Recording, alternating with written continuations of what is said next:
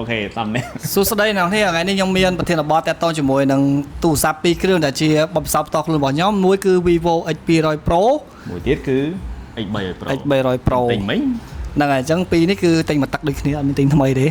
ទិញមកទឹកទៅស្រុកដូរខាត់តិចហ្នឹងហើយអារម្មណ៍ប្រើ Vivo X200 Pro គិតថាពីរហ្នឹងកាមេរ៉ាដូចគ្នាអត់បើតាមមើលជាក់ស្ដែងគឺដូចគ្នាតែបើយើងមើលលក្ខណៈ technical របស់វាហើយនឹង spec គឺអានេះបាំឡើងបន្តិចអញ្ចឹងមានថាឡើង sensor ឡើង sensor ហើយនឹងអា software របស់វាក៏ជួយដែរ software របស់វាចេញsoftware ខ្លាំងគឺប្រើអា Dimensity គេអូអានេះ Dimensity 9500 នៅ9400 យ៉ាអញ្ចឹងសម្រាប់9004ហ្នឹងហើយ200 Pro 9000ពួកពីរនេះគឺជា version របស់ China វាអត់ប្រើ Snapdragon ទេដែល China version ហ្នឹងប្រើ Dimensity ចានេះពួកហ្នឹងគឺនៅត Ultra បានប្រើ Qualcomm សម្រាប់នេះគឺ Dimensity អញ្ចឹងសម្រាប់ពួកនេះ software វាខ្លាំងគួរសមតែសម្រាប់កាមេរ៉ាពីមុន200 Pro គឺខ្លាំងណាខ្លាំងខ្ញុំថត200 Pro នេះគឺខ្លាំងមែនតើដោយសារតែកាមេរ៉ាវាគឺថតមកវាឲ្យ detail ស្អាតហើយ lens main កាមេរ៉ាវាដល់50 megapixel ប៉ុន្តែវា bin ចូលអញ្ចឹងយើងថតមកប៉ងវាតម្លាក់នៅសល់តែ12ចុចទេទោះបី12ចុចមែនក៏ detail វាខ្លាំងដែរដោយសារតែ aperture របស់វាដូចជា f1.6 មែនទេទាំងពីរហ្នឹងព្រោះហ្នឹង 1.6 ដូចគ្នាវា optimize បានល្អ software វាពណ៌ចេញក្រោយហ្នឹងថតរូបមួយវាឲ្យ high dynamic range ឲ្យស្រាប់ហ្មងថតទៅ edit ហើយហ្នឹងហើយជាពិសេសថតសរសៃស្អីជាមួយខ្ញុំដាក់រូបថតដែលខ្ញុំបានថត sample compare គ្នារវាង X200 Pro និង X300 Pro ហ្នឹងដាក់ជាមួយគ្នា compare គ្នាឲ្យអ្នកទាំងគ្នាបានមើលតើវីដេអូទាំងរូបថតទាំងពីរហ្នឹងផ្ទឹមចូលគ្នានៅក្នុងវីដេអូរបស់ខ្ញុំដូចគ្នាវីដេអូ X200 Pro គឺយើងអាចថត portrait វីដេអូបានដែរបានហើយចំណែកអានេះក៏ថតបានដូចគ្នាប៉ុន្តែវីដេអូ portrait បានរហូតដល់ 4K 60 frame mode អូខ្លាំង portrait mode វីដេអូ 4K 60 frame per second អញ្ចឹងជាទូទៅបច្ចុប្បន្ននេះទូរស័ព្ទដែលថត portrait mode ក្នុងកម្រិត 4K 60 frame អត់សូវមានច្រើនទេអញ្ចឹងសម្រាប់នៅវីដេអូលី portrait mode មិនមែនជាវីដេអូធម្មតាណាវីដេអូធម្មតាគេដល់120 frame មកអញ្ចឹងសម្រាប់អានេះវិញ200 Pro ខ្ញុំថតទៅ portrait mode បានត្រឹមតែ4K 30 frame តែប៉ុណ្ណោះ default របស់វាគឺបានប៉ុណ្ណឹងហើយសម្រាប់ X300 Pro មួយនេះវិញគឺបានរហូតដល់ 4K portrait mode 4K 60 frame អញ្ចឹងវាជួយដល់អ្នកទាំងអស់គ្នាច្រើនក្នុងការថតវីដេអូផ្សេងបាទមិនថាថតប្រដាក់ឬក៏ថតអីផ្សេងគឺ smooth ល្អមែនតើឥឡូវនិយាយពីរូបរាងពីរនឹងវាខុសគ្នាវិញរូបរាងពីរហ្នឹងគឺតែតទៅមួយកញ្ចក់សម្រាប់កញ្ចក់200 Pro គឺរាងកោងប្រឆិតកោងបន្តិចបាទកោងបន្តិចសម្រាប់300 Pro គឺអត់សូវកោងទេគឺរៀបស្មើតែម្ដងហើយសម្រាប់រូបរាងខាងក្រោយខ្នងរបស់វាកញ្ចក់ហ្នឹងគឺនៅពេលដែលយើងកាន់ប្រើនៅក្រោមពន្លឺថ្ងៃគឺវាអត់ផ្លាតអាខាងវាអត់ផ្លាតហ្នឹងហើយអត់សូវផ្លាតចំភ្នែកយើងឯងព្រោះអានេះគឺអេក្រង់ត្រង់ X300 Pro យើងមើលទៅគឺវាចំមុខយើងតែម្ដងនោះវារាងកោងតែខ្នង300 Pro នេះស្មើដែរខ្នង300 Pro ស្មើខ្នង200 Pro ក៏កោងដែរយល់កោងទាំងមុខកោងទាំងក្រោយតែអារម្មណ៍ខុសគ្នាបើសិនជាកាន់ក្នុងដៃអានេះស្រួលកាន់ជាង X200 Pro អានេះស្រួលកាន់ជាងតែរូបរាងរបស់យើងមើលទៅអានេះវាធ្វើជាចង់ស្រៀង iPhone មកដែរវាចុងស្មើហ្មងធ្វើតាម iPhone នេះតាមពិតស្អាតមួយយ៉ាងអានេះនិយាយរួមទៅវាធ្វើរង្វាន់ជុំវិញកងកាមេរ៉ានេះមើលទៅរៀងពណ៌ក្រូមេហ្នឹងហើយណែក្រូមេតែបាទនេះវិញមើលទៅ frame ក្រូមេមើលទៅរៀងដូចស្រៀងដូច cheap រៀងដូច plastic ណាដូច plastic ចេញមកដូច premium ហ្មង premium quality ហ្មង titanium color ដូចពួក iPhone នេះណារូបរាងនេះគឺដូចជាមួយនឹង X2 iPhone Ultra យល់ពួកនេះដូច Ultra ដូចជាមួយនឹងពួក200 Ultra ឬក៏300 Ultra Pro Max ដូចតែស្អាតបើនេះវិញអត់ទេអានេះវិញកវាគឺពណ៌អញ្ចឹងនៅតែម្ដងហើយសម្រាប់ការថតវិញអានេះវាប្រើជាមួយនឹង sensor សម្រាប់200 Pro ដូចជា sensor 818មែនទេបាទ sensor Sony sensor របស់ Sony 828អានេះ828មានថាហ្នឹងហើយ sensor វាគឺ upgrade ក្រោយលើ300 Pro នោះគឺលើ200 Pro ទៀតអញ្ចឹងធ្វើឲ្យការថតវីដេអូខ្ញុំមើលទៅសម្រាប់ខ្លួនខ្ញុំផ្ទាល់ទេណាខ្ញុំឃើញវីដេអូរបស់ X300 Pro គឺថតទៅរៀងភ្លឺឲ្យពលឺល្អជាងសម្រាប់អានេះគឺរៀងខ្មៅជាងអញ្ចឹងថ្ងៃមុនពេលទិញ X300 Pro មិនទៅទិញ X200 Ultra 200 Ultra ចាប់អារម្មណ៍វិញ200 Ultra បើនិយាយទៅវាខ្ញុំមែនកាមេរ៉ាវាខ្លាំងហើយក៏ប៉ុន្តែនៅពេលដែលយើងថតគឺវា35 មីលីម៉ែត្រវាហៅគៀកយកតែមែនតែម្ដងវាពិបាកក្នុងការថតអត់សូវទលាយទេព្រោះអីវាអត់សូវទលាយបាទនេះគឺ20ដូចជា23អានេះ24ហ៎23ដែរ23មីលីម៉ែត្រទាំងពីរ23មីលីម៉ែត្រឈប់23អត់ទេអានេះ24អានេះ24មីលីម៉ែត្រ24មីលីម៉ែត្រចានេះ X300 Pro គឺ 24mm អានេះ 23 X200 Pro គឺ 23mm អញ្ចឹងឃើញវាទលាយជាង អញ្ចឹងនៅពេលយើងថតមែនកាមេរ៉ាថតជាវីដេអូ 4K គឺយើងអាចថតរៀងទលាយជាងប៉ុន្តែបើសិនយើងប្រៀបធៀបជាមួយពួក Ultra វិញគឺ 35mm គឺថតគៀកមែនតើខ្ញុំពិបាកថតខ្លាំង អា X300 Ultra ឲ្យត្រឡប់មកវិញគឺ sensor អា wide angle របស់វាធំ ហើយមាន stabilizer អា sensor ខ្លាំងនិយាយរួមពួក Ultra ហ្នឹងខ្លាំងមែនអត់និយាយពី digital stabilizer និយាយពីOIS optical stabilizer ហ្នឹងហើយនិយាយវាមែនកាមេរ៉ាវាខ្លាំងមែនកាមេរ៉ាវាខ្លាំងមែនទៅពេលថត portrait ហ្នឹងគឺឲ្យពលឺហើយនឹងភាពដាច់ខាងក្រោយស្អាតដោយសារតែ lens របស់វា 35mm ប៉ុន្តែបើយើងគិតទៅយើងអត់សូវខ្វល់ពីអស់ហ្នឹងដោយសារថាបើយើងថត portrait យើងថត lens 200mm ហ្នឹងហើយ85 lens 85យើងថត lens 85ភាគច្រើននៅពេលថត portrait អញ្ចឹងវាធ្វើឲ្យអារូបភាព portrait background blur ស្អាតអាហ្នឹង 3.5 បាទ 3.5 ស្មើនឹង 85mm full frame 3.5 ហើយសម្រាប់តែអ្វីដែលខ្ញុំចាប់អារម្មណ៍ជាងគេតាក់ទងមួយ software របស់ Vivo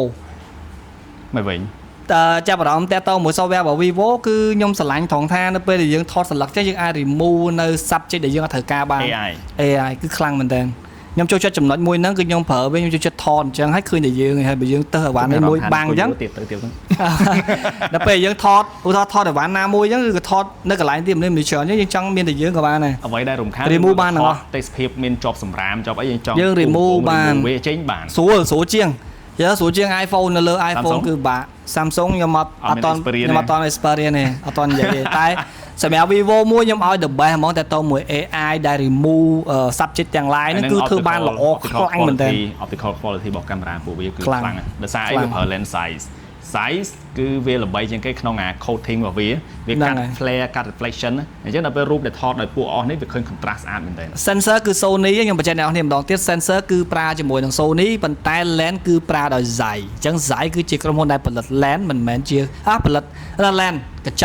ក់ Zeiss មិនមែនជាវ៉ែនតាក៏មានរបស់ Zeiss ដែរហ្នឹងហើយអូអញ្ចឹងចាំយើងថ្ងៃក្រោយយើងនិយាយពីវ៉ែនតាម្ដងវ៉ែនតាមួយហ្នឹងដូចខ្ទង់ប្រហែល100 200ឯណាវ៉ាវគូសំតែខ្ញុំហៅតែបន្តាមួយតែ 35,000 រៀលទេបាទនេះកាត់ឡនទៀតកាត់ឡនទៀតថោកគេអាហ្នឹងអញ្ចឹងអានេះគឺសម្រាប់ Vivo ហ្នឹងគឺខ្ញុំពេញចិត្តត្រង់ហ្នឹងហើយចំណុចដែលខ្ញុំអត់ពេញចិត្តសម្រាប់ Vivo គឺតែតជាមួយនឹង software របស់វានិយាយទៅសម្រាប់ខ្លួនខ្ញុំឯណាដែលខ្ញុំប្រើរាល់ថ្ងៃខ្ញុំជា fan របស់ Vivo ដូចគ្នា X200 Pro ឬក៏300 Pro ហ្នឹងភាព touch របស់វា smooth របស់វាគឺបើប្រៀបធៀបជាមួយនឹង Honor Magic 6 Pro ដែលខ្ញុំប្រើលើកមុនហ្នឹង Magic 6 Pro touch software គឺ smooth ជាងអាហ្នឹងអារម្មណ៍របស់ខ្ញុំឯណាអារម្មណ៍របស់ខ្ញុំឯសម្រាប់ខ្លួនខ្ញុំផ្ទាល់ឯកំណត់របស់ខ្ញុំផ្ទាល់អញ្ចឹងដល់ពេលខ្ញុំប្រើគឺខ្ញុំមានអារម្មណ៍ថា Honor Magic 6 Pro software វា smooth របបជាមួយនឹង touch ក៏ smooth ជាងដែរមិនមែនថានេះវាអន់ទេប៉ុន្តែបើប្រៀបធៀបអារម្មណ៍របស់ខ្ញុំប្រើគឺអានេះវា smooth ដល់នោះហើយមួយអេក្រង់មកនេះហ្នឹងហើយបើនេះវិញតែបើនិយាយពីអេក្រង់color វិញខ្ញុំគិតថា color របស់វារៀង slate បើប្រៀបធៀបជាមួយនឹង Honor Magic 6 Pro color នេះ slateខ្ញុំមិនដឹងហេតុអីដោយសារពួកអានេះ color របស់វានៅក្នុងនេះគឺប្រើជាមួយនឹង AMOLED ពួកអានេះ AMOLED 1 billion color 120 Hz 1 billion color មាន HDR Plus មាន Dolby Vision និយាយរួមទៅមានទាំងអស់ peak brightness ដល់ 4500 ប៉ុន្តែ 4500 មែន X200 Pro នេះ 4500 អា 300 Pro ក៏ 4500 ប៉ុន្តែខ្ញុំមានអារម្មណ៍ថាអេក្រង់របស់ 300 Pro ពន្លឺយ៉ាងភ្លឺជាងហ្នឹងហេតុអីភ្លឺជាងព្រោះអីវានិយាយ peak brightness នៅពេលដែលបើសិនជាវាអត់នៅកន្លែងដែលភ្លឺខ្លាំងវាអត់រុញពលឺអស់ឲ្យនៅក្នុង X200 Pro ទេតែនេះវាអនុញ្ញាតឲ្យយើងរុញអត់ដល់ណាក៏បានអានោះភ្លឺខ្លាំងមែនតើបើសិនយើងបើកកាមេរ៉ាដូចគ្នាបើកពលឺអស់ដូចគ្នានៅពេលដែលយើងមើលនៅក្នុង300 Pro គឺភ្លឺជាងតែកុំច្រឡំតាមពិតវាមិនមែនរូបរបស់នេះភ្លឺជាងគ្រាន់តែអេក្រង់វាភ្លឺជាងណែអេក្រង់ភ្លឺជាងប៉ុន្តែបើនិយាយពីcolor អាចមើលបានខ្ញុំដាក់ជាមួយនឹងរូបថតដែលខ្ញុំថតផ្ទឹមនេះ X200 Pro និង300 Pro ហ្នឹងគឺវាខុសគ្នាដោយសារនេះ300 Pro រៀងពលឺឲ្យភ្លឺជាងអានេះវិញរៀងកម្ៅជាងចាំមកថតមកឃើញខ្មៅប៉ុន្តែការ upgrade រូបរាងរបស់វាគឺជាអ្វីដែលសំខាន់ព្រោះពី X200 Pro មក X300 Pro កែច្រើនមែនទែនរូបរាងកែច្រើនយើងមើលទៅកែទាំងស្រុងហ្មងប៉ុន្តែថ្មវាមិនដែរថ្មវាសាក់លឿនណាស់ថ្មវាដូចជា90ថ្មរបស់វាគឺលឿនថ្មវាសាកលឿនមែនតើណា90វ៉ាត់និយាយទៅថ្មវានៅ90វ៉ាត់ដដែលប៉ុន្តែសម្រាប់នេះពួកនេះវ៉ាត់40វ៉ាត់ silicone battery មិនមែនជាថ្មដូច iPhone ទេណា iPhone ប្រើ lithium ធម្មតាទេបើនេះប្រើ silicone អញ្ចឹងទេកម្រិតថ្មដល់ X300 Pro នេះ6500 mAh 10 mAh អូ 6510 มิลลิแอมเปียร์ម៉ោង អូយ៉ាអូខេមានតែនៅ EU ឯដែលវាកាត់ថ្មចេញនៅសល់តែ 5440 ប៉ុន្តែខ្ញុំគុណវិបត្តិមួយខ្ញុំអត់ចូលចិត្ត មិនចឹង សាវ៉ាឡេឆាចយឺត ហើយក្តៅ វាធម្មតាក្តៅហើយប៉ុន្តែវាយឺត ខ្ញុំ អានេះបានតែ30វ៉ាត់ទេណាវ៉ាឡេបើប្រៀបធៀបមួយ Honor Magic 6 Pro ខ្ញុំបានរហូតដល់66វ៉ាត់60វ៉ាត់លឿនមែនតើខ្ញុំសារដាក់មួយផ្លែតពេញហ្មងបាទនេះវិញយូរខ្លាំងនិយាយរួមយូរ Vivo ខ្ញុំឆ្លាញ់តែមួយគឺកាមេរ៉ាហើយនឹង software របស់ AI កាមេរ៉ាហ្នឹងគឺខ្លាំងមែនតើហ្មង ខ្ញុំពេញចិត្តវាខ្លាំងដោតលើកាមេរ៉ាហ្នឹងហើយភាគច្រើនមិននិយាយថាការប្រើប្រាស់មិនខ្លាំងជាងគេទេ X300 Pro និង X300 Ultra ឥឡូវហ្នឹងកំពុងមាន bug តាក់ទងជាមួយនឹងការប្រើ app មួយចំនួនមានភាពកាំងប៉ុន្តែវានៅតែឲ្យ update មកបន្តរហូតអញ្ចឹងពេលដាក់ update ឲ្យ app ទាំងអស់ដើររលូនគឺឡៃអីពេលខ្លះបើសិនជាអ្នកទាំងអស់គ្នាទិញប្រើឲ្យស្រាប់ជួបអាហ្នឹងណាអូងាប់ទៅប្រើមិនកើតលក់ចោលពុបខាតលុយភ្លេចនៅឃើញថាវាឲ្យ software update រហូតហ្មងតែមួយខែពីរវា load តែកុំនិយាយមិញ fix bug ហ្នឹងមិញខ្ញុំទៅមើល 300 Ultra ហ្នឹង2ដងហើយខ្ញុំអត់ដែរទិញឲ្យ 300 Ultra មកប្រើហើយអត់សោះហ្មងប៉ុន្តែ 300 Ultra គឺ zoom របស់វាគឺមើលទៅគឺព្រាលសផ្សែងចាញ់នេះចាញ់អាហ្នឹង ហើយខ្ញុំមិនដឹងថាមកពីមូលហេតុអីហើយបើសិនបើ X3 Ultra ឆ្នាំហ្នឹងគឺចាញ់ Oppo Find X9 Ultra ខ្ញុំគិតថាអញ្ចឹងតែមិនដឹងថាគាត់គិតអីខ្ញុំអត់ដឹងថាsoftware ហ្នឹងវាចេញមក update ពេលក្រោយនឹង fix បញ្ហាហ្នឹងឬក៏យ៉ាងម៉េចឥឡូវហ្នឹងអត់ទាន់ដឹងអញ្ចឹងខ្ញុំអត់ទាន់តិចខ្ញុំនឹងយក X300 Ultra យកមក review និយាយអំពីអារម្មណ៍ពិតអារម្មណ៍របស់យើងនៅពេលយើងកាន់វាអូខេបានយើងទៅទិញឥឡូវហ្នឹងមកអញ្ចឹងខ្ញុំបានដាក់វីដេអូដាក់រូបភាពដែលខ្ញុំបានថតហ្នឹង compare ជាមួយនឹង X200 Pro ហើយនឹង X300 Pro ហ្នឹងជាមួយគ្នាអ្នកនេះបានមើលហើយអ្វីដែលសំខាន់គឺស្ថិតក្នុងការសម្រេចចិត្តរបស់យើងហើយមានបើសម្រាប់ខ្ញុំវិញគឺទិញលក់ទៅគឺជារឿងល្អបំផុត បើសិនជាអ្នកនរគ្នាកំពុងប្រើ X200 Pro យើងគួរតែទិញ300 Pro ណាបើសិនចង់បាន the best of the best ចាំទិញ X300 Pro ប៉ុន្តែគាត់ថាអូទិញទៅខែលោកបាន upgrade ខ្លាំងអត់ទេអត់សូវ upgrade អត់មានអីខ្លាំងទេអត់មានអីខ្លាំងទេដូចអ្នកខ្លះគេចង់បាន portrait 4K 60បានគេទិញហ្នឹងត្រូវបើសិនតែអ្នកនរគ្នាចង់បានការដូររូបរាងថ្មីចង់បាន 4K 60ទៅលើ portrait mode វីដេអូណាថ្មធំជាងមុនvà lại ឆាចបានធំជាងមុនបន្តិចហើយរូបរាងស្អាតយក300 Pro ទៅអត់ខុសទេប៉ុន្តែបើសិនជា AI ក៏ល្អជាងមុនដែរបើសិនជាអ្នកទាំងអស់គ្នាអត់ទាន់ទិញអាចទិញ X300 Pro យកតែម្ដងតែបើសិនជាមាន X200 Pro ហើយគួរតែគិតមើលថាគួរ update អត់ព្រោះឯការ update ឡើងហ្នឹងគឺខុសគ្នាតិចអត់ច្រើនប្រហែលហ្នឹងហើយតែបើមកទឹកខុសគ្នាតិចតួចដែរហ្នឹងមកទឹកខុសគ្នាហិតតិចនៅលើទីផ្សារបើតាមខ្ញុំមើលបច្ចុប្បន្នណា X200 Pro ខ្ទង់ប្រហែលជាចន្លោះពី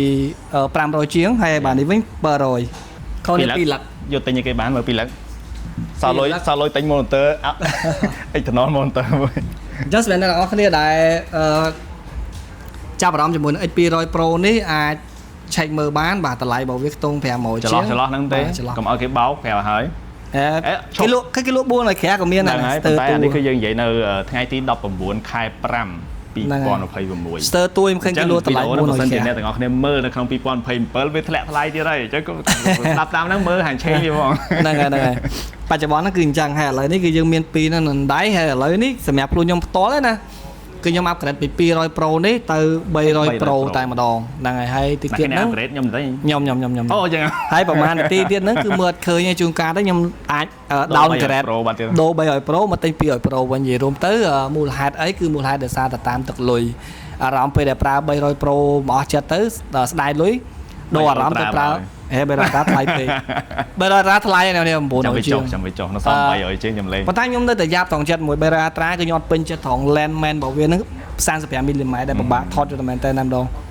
បាទថតខ្លាំងថតការងារគឺពិបាកតែបើសិនជាអ្នកណាដែលគាត់នៅក្នុង